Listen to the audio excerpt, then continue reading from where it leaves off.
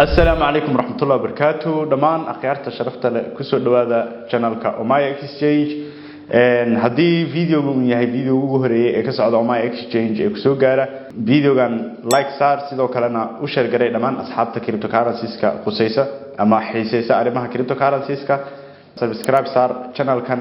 si ay ku soo gaaraan warbixino iyo sidoo kale akhbaar mar walba ku saabsan cryptocurrencies-ka si maalinle ah sidoo kale YouTube-keena waxa ka heli kartaa casharo ku saabsan cryptocurrencies-ka bilow ilaa dhamaad tutorials iyo mar walba wax oo haduu alla idmo insha Allah ku sahlaya ama waxaan kugu kordhin doono danka cryptocurrencies-ka hadaba maanta sidaan isku ogeyn waxa ka hadli doonaa haduu la yiraahdo wararkii u dambeeyay ama maxaa ka cusub cryptocurrencies-ka saacadihii la soo dhaafay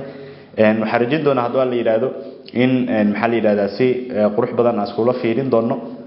hadaba ha hilmaamin in aad sidoo kale aad furato gambaleelka si mar walba updateska aan soo dhigno halkeena iyo sidoo kale platformska aan ku leenahay dhamaan social media ay ku soo gaaraan hadaba anaga war kale gelin aan bilowno maxaa la yiraahdaa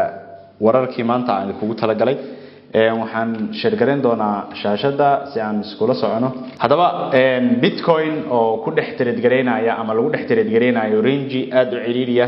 iyo sidoo kale altcoinska XRP LT OM iyo sidoo kale GT oo higsanaya qiimo markaas ka sareeya qiimaha hadda ay joogan sidoo kale waxa ka hadli doonaa inta aan ku guda jirno barnaamijka maanta bitcoin price metrics oo digniin ka bixinaya in marxaladda hoos u socod oo bilowday bitcoin sidoo kale warkii u dambeeyay hadda ay soo gaaray wuxuu yahay qiimaha bitcoin oo gaari kara 102k analyst sheegay sidoo kale cadaadiska oo selling-ka ah hadda socda iyadana waa ka hadli doonaa iyo arimo bitcoin-ka oo usbuucan ay tahay in aad maxal laha wax ka fahanto ama aad wax ka ogaato asla fiirin doona haduu alla yiraahdo insha Allah hadaba anaga war kale gelin aan ku hormarno warka koowaad 17 February 2025 maanta Omai exchange ay leeyahay hayso bitcoin oo lagu dhex trade gareenayay range aad u ciliiriya barihi dambe saarkiiseen altcoinska XRP ama si gudba altcoinska oo iyakana hiigsanaya inay qiimahooda u koro waxa la dhigi karaa arimahaas oo dhan waxa sabab u ah dhowrkan arimood oo hadda u jeedaan koow ay kamid tahay activity-ga suuqa bitcoin waxa lagu dhex trade gareenayaa range ciriiriya saogtiin taas oo muujinaysa marxaladda consolidation marxalad la yiraahdo consolidation phase inuu bilowday oo ka jirta suuqa cryptada hadaba maxaa la yiraahdaa dhaqdhaqaaq altcoins idana way imaadeen dhanka kale oo altcoinska sida XRP-ga iyo Litecoin-ka iyo waxyaabahaas oo kale waxay muujinayaan iyagana dhaqaaq oo bullish inuu bilowday oo ay hiigsan doonaan heerar markaas hadda ay joogan ka sareeya hadda fiiriso dhamaan Litecoinska kor inuu bilowdo waa dareemi kartaa sidoo kalena waxa lagu jira maxaa la yiraahdaa ama soo dhow season-kii altcoinska soo dhow sidoo kale aragtida maalgashadayaasha marka ka fiirino inkastoo dhaqaaqa bitcoin uu xadidan yahay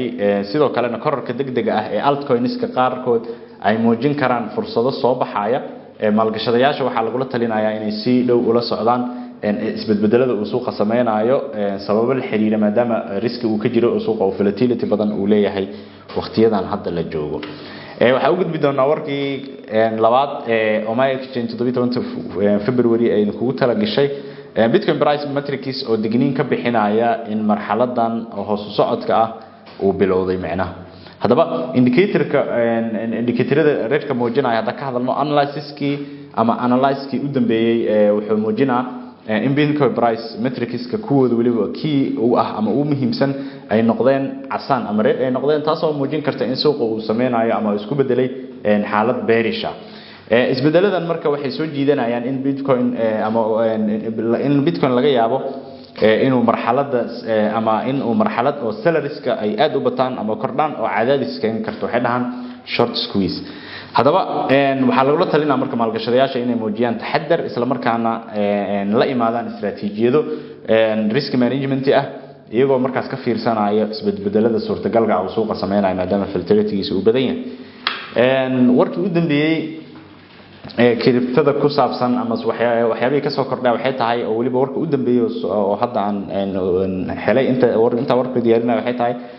in qiimaha bitcoin uu gaari karo 102 analysis sheegayo iyo sidoo kale cadaadiska selling-ka oo gaaban ama short squeeze waxa loo yaqaan maadaama bilowday hadda socdo ka hadli doonaa iyo arrimo bitcoin ay usbuucan ay tahay inaan ka ogaato waa soo koobay qodobo koobana ka dhigay hadaa ka hadalna tan koowaad oo targetka 102k ah qaar kamid ah falanqeeyaasha waxay saadaalinayaan in bitcoin laga yaabo inuu gaaro qiimaha 102k hadii isbedelada marka suuqa ay hadda u socdaan ay u sii socdaan iyadoo sababtana ay tahay suurtagalnimada ah cadaadiska iibsiga gaaban short squeeze maadaama la arkay short squeeze da ka hadalno cadaadiska selling-ka loo yaqaan ama shortiga ah cadaadiskaas ayaa laga yaabaa inuu ku qasbo traderska qaar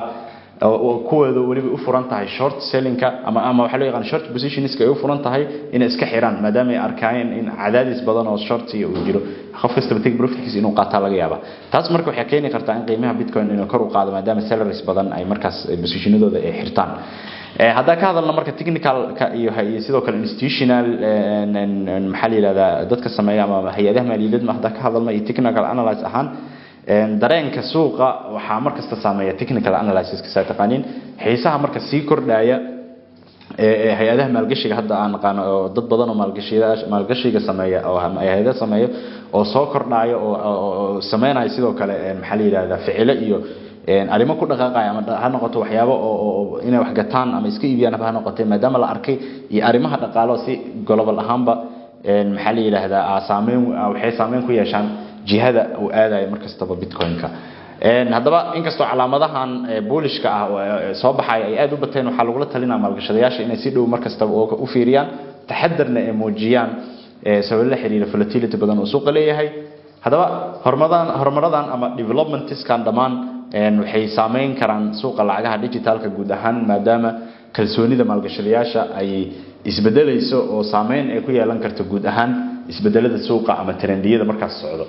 waxaan jecelahay in maxaa la yiraahdaa hadda inta ugu badan wararkii u dambeeyay kuwada ugu muhiimsanaa aan maxaa la yiraahdaa hadda update ka nahay wararkan dhan marka waxay muujinayaan dhamaatood in maxaa la yiraahdaa suuqa wali laga filanayo macnaha wax weyn laga filanayo haddaba haduu yahay muuqaalka ugu horeeyay ka soo gaara channelkeena sa hore ugu sheegaba maxaa la yiraahdaa like garee muuqaalkan sidoo kalena subscribe saar channelkeena si aad u hesho warbixino mar walba ku saabsan cryptocurrencies iyo sidoo kale news update oo maalinle ah sida hadda kan aad maxal lahaa videogan hadda aan ka hadlaynaba haddaba warar ama sidoo kale information kuwan ka duwan intaan isku iimaanayno nabadgelyo